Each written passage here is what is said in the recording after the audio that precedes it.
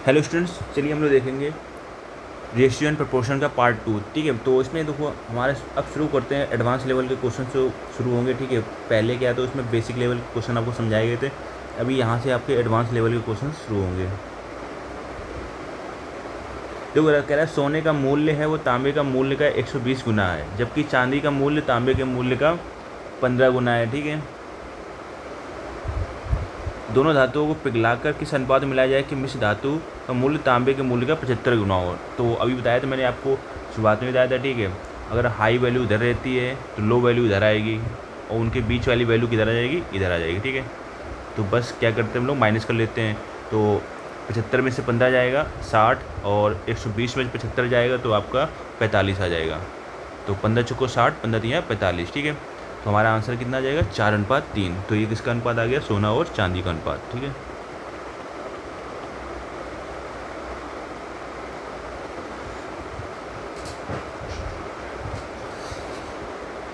ये आपका सोने का मूल्य था और ये मूल्य था आपका चांदी का। तो उम्मीद है कि आपको समझ में आया होगा। चलिए नेक्स्ट क्वेश्चन देखते हैं। तो सिंपल है, सेम क्वेश्चन है। कि सोना है पानी का 19 गुना भारी है। ठीक है, जबकि तांबा पानी का 9 गुना भारी है। दोनों को पिघलाकर किस अनुपात में मिलाया जाए कि मिश्र धातु का मतलब बीच वाली वैल्यू 15 गुना भारी हो। तो सोना है वो 19 गुना भारी है, चांद और तांबा है वो 9 गुना भारी है, और जो मिश्रण है वो 15 गुना भारी है। ठीक है, तो बस 15 में 9 गए 6, 19 से 15 गए 4, तो 3:2। बस हो गया हमारा आंसर।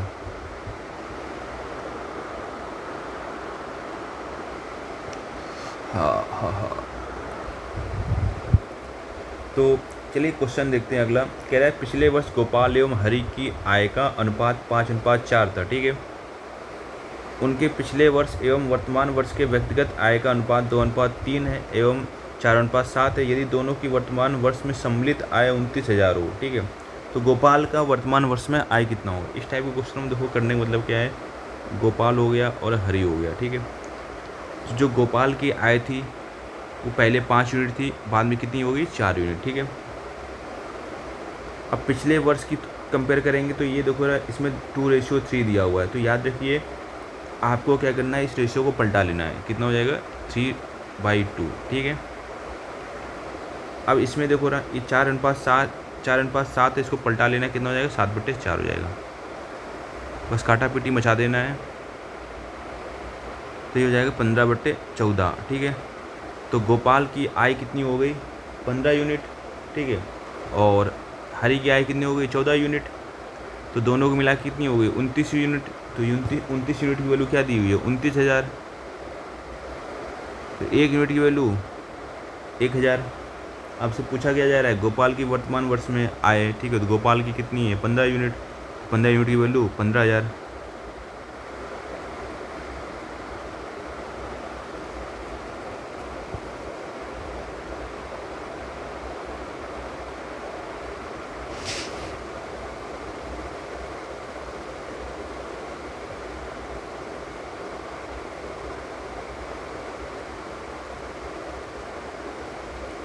देखो अगला क्वेश्चन देखते हैं। ठीक है,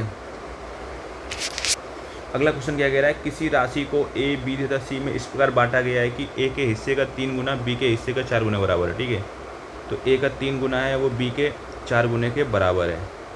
तो यहाँ से जो ए और बी का रेशियो आ जाएगा वो 4:3 आ जाएगा। कोई दिक्कत नहीं यहाँ तक। कह रहा है कि बी एवं सी का अनुपात 5:6 है। तो बी और सी का अनुपात कितना है, 5:6। ठीक है, कह रहा है कुल राशि 15,900 हो तो ए का हिस्सा कितना होगा। तो हम यहाँ से क्या करेंगे, कंबाइंड रेशियो निकाल लेंगे, A ratio B ratio C. तो इसको निकालने का तरीका पता है आपको, 4:3 है और इसका बी है 5, बी और रेशियो सी कितना है, 5:6। क्रॉस ऐसे मल्टीप्लाई करते हैं, जिग जैग 4×5 = 20, 3×5 = 15 और 3×6 = 18। तो ए की वैल्यू है 20 यूनिट, बी की वैल्यू है 15 यूनिट और सी की वैल्यू है 18 यूनिट। टोटल कितना हो गया,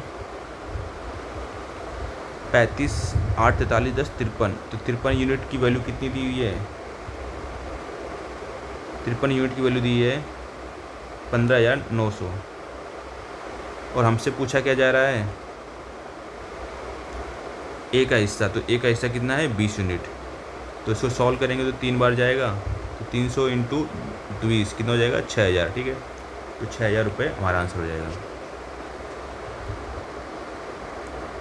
कोई दिक्कत समस्या तो होगी नहीं, अगर होगी प्लीज़ कमेंट में लिख के बता दीजिएगा, क्या पार्ट समझ नहीं आया उसको मैं और भी एक्सप्लेन कर दूंगा, दोबारा आप देख लीजिएगा।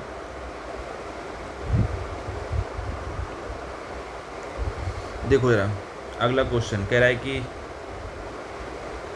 3900 रुपये को ए बी सी तथा डी में इस प्रकार बांटा गया है कि ए का हिस्सा, बी का हिस्सा, बी और सी का हिस्सा, सी और यहाँ पर डी का हिस्सा, ठीक है।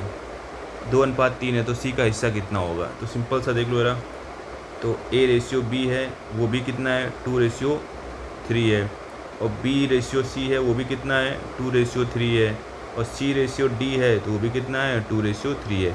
तो अब इनका कंबाइंड निकालना है। तो मैंने आपको कल पिछले वाले वीडियो में बताया था आपको क्या करना होता है, पहले इसमें जाना होता है, ठीक है। तो इसमें मल्टीप्लाई कराएंगे, 2 दूनी 4 दूनी 8, फिर इसमें ऐसे आते गाड़ी वहीं लेके आती इधर से, 3 दूनी 6 दूनी 12, ठीक है। फिर गाड़ी यहाँ से 3 3 9 दूनी 18, इधर गाड़ी आएगी, फिर 3 3 9 दूनी 27। तो अगर इन सभी को जोड़ें तो ये आ गया A ratio, B ratio, C ratio, D आ गया, ठीक है। तो अभी सभी का कंबाइंड रेशियो निकालें तो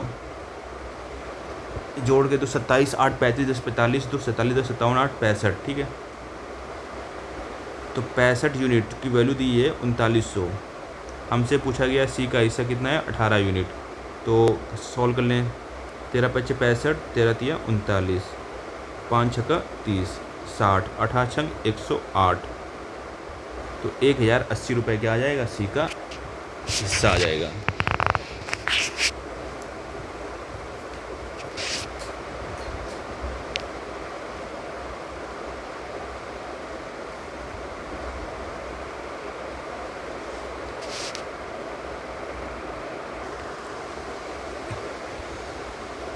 अगला क्वेश्चन देखते हैं हम लोग। कह रहा है कि एक मनुष्य अपनी संपत्ति को अपने 2 पुत्रों, पत्नी एवं भाई को दे देता है।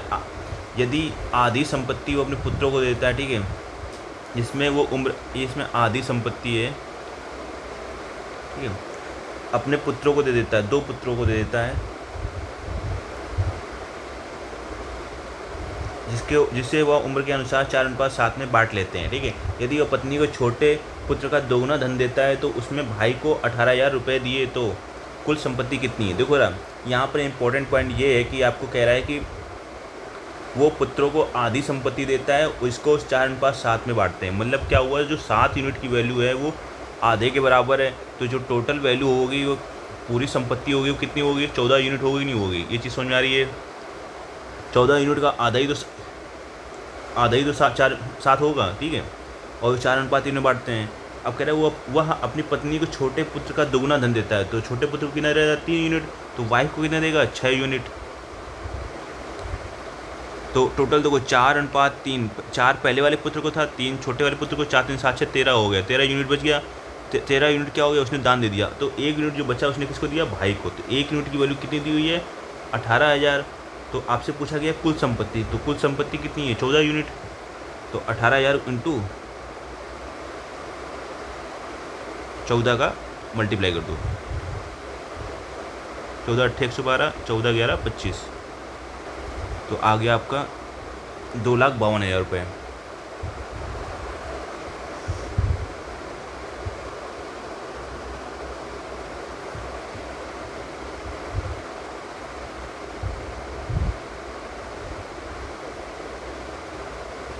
चलिए अगला क्वेश्चन देखते हैं हम लोग। अगला क्वेश्चन क्या कह रहा है अपना, देखो कह रहा है कि 10,500 रुपये को ए बी तथा सी में इस प्रकार बांटा गया कि ए का हिस्सा बी और सी के हिस्से का 2/5 है। तो ए का हिस्सा है बी और सी के हिस्से का 2/5 है, ठीक है।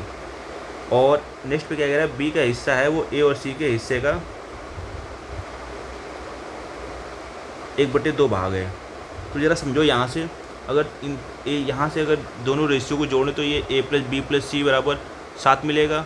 अगर यहाँ से दोनों रेशियो को जोड़े तो है एक्चुअल में b + c, ये मिलेगा आपको 3। तो है तो दोनों एक ही क्वेश्चन के, तो दोनों का जो रेशियो होगा वो मतलब टोटल वैल्यू होगी वो सेम होनी चाहिए।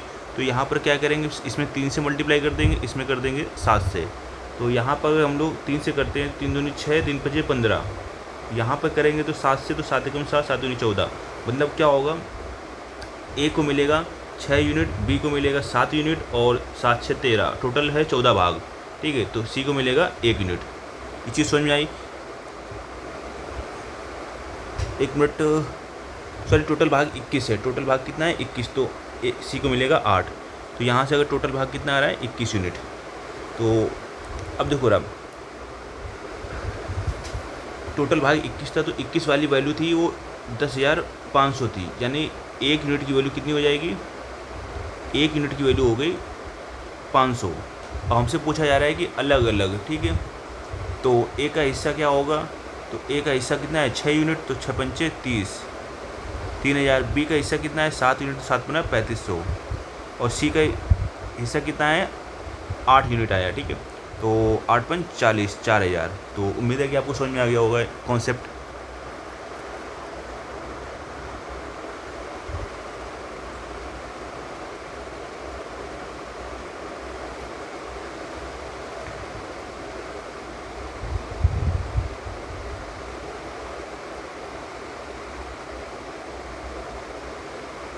या दूसरा तरीका भी इसका हो सकता है, ठीक है। दूसरा तरीका क्या हो सकता है इसका? देखो रहा, यहाँ ये क्वांटिटी देखो रहा, इसमें टोटल जो वैल्यू है इसके अकॉर्डिंग 7 यूनिट हो जाएगी। तो 7 वाली वैल्यू कितनी हो गई? 10,500। तो यहाँ से हम लोग एक है, हमें रेशियो दिया हुआ है कितना? 2 यूनिट निकाल सकते हैं एक की वैल्यू। तो 7 15 7 105 होता है ना, तो 15 यूनिट 3000 आ गया, ठीक है। कोई दिक्कत समस्या? ए की वैल्यू आ गई। यहाँ से बी की वैल्यू अगर निकालना चाहे तो इस वाले से, ठीक है। तो 1/, यहाँ से को टोटल वैल्यू कितनी हो जाएगी? 3, ठीक है। तो 3 वाली वैल्यू कितनी है? 10,500। तो ए की वैल्यू कितनी है? 1 यूनिट, तो इंटू 1 कर देंगे, तो ये हो जाएगा 3 3 9 3500। तो ए प्लस बी की वैल्यू कितनी आ गई? 6500। टोटल वैल्यू हमारे पास कितनी है? ए प्लस बी प्लस सी की वैल्यू कितनी है? 10,500। बस इससे क्या कर दे? माइनस कर दे, तो हमारा सी का मान आ जाएगा 4000, ठीक है। तो आप इस तरह का भी यूज़ कर सकते हो कॉन्सेप्ट को। तो आपका सेकंड मेथड भी आप ऐसे यूज़ कर सकते हो।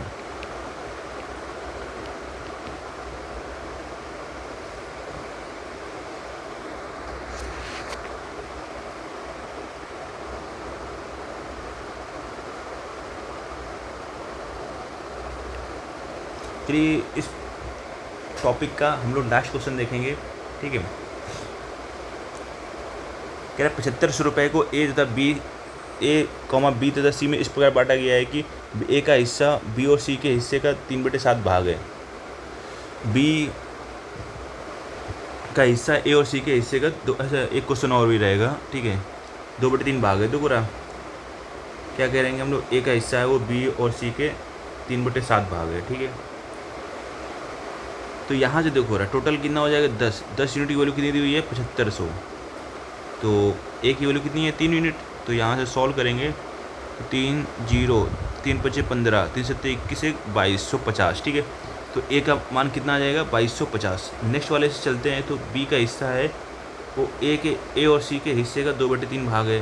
तो टोटल भाग कितने हो गए? 5। तो 5 यूनिट की वैल्यू कितनी दी हुई है? 7500।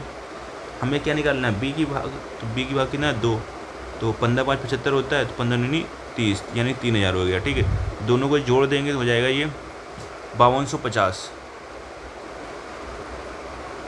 5250, ठीक है।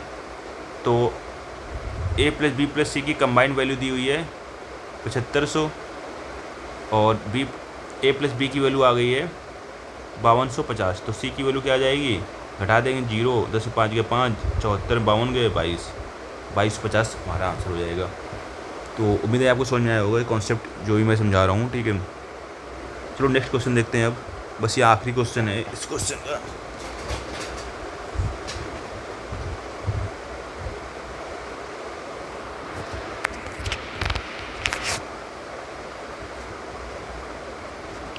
तो क्वेश्चन अगला क्या कह रहा है?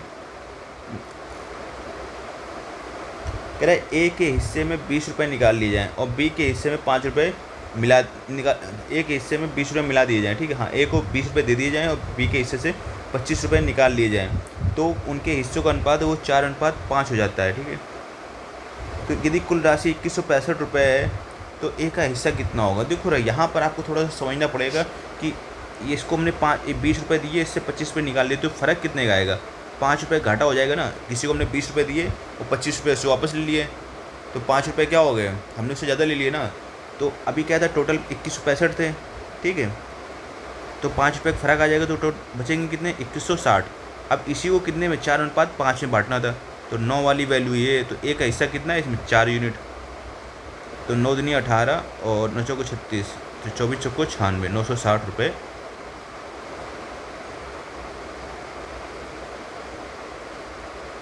ये 960 रुपये आया, ठीक है। ये तब आया जब हमने क्या, इसको 20 रुपये एक्स्ट्रा दिए थे। तो अभी इसको हम कम करके निकालेंगे तो कितना आ जाएगा, 940, ठीक है। अब कुल राशि क्या है, 2165 है। तो बी का हिस्सा निकालना चाहोगे तो क्या करोगे आप, घटा दो इसमें, हमारा आंसर आ जाएगा।